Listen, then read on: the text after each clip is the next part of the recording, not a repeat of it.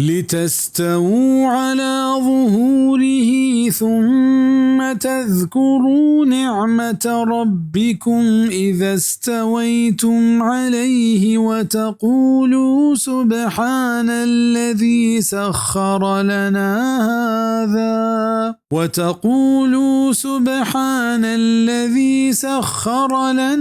هذا وما كنا له مقرنين.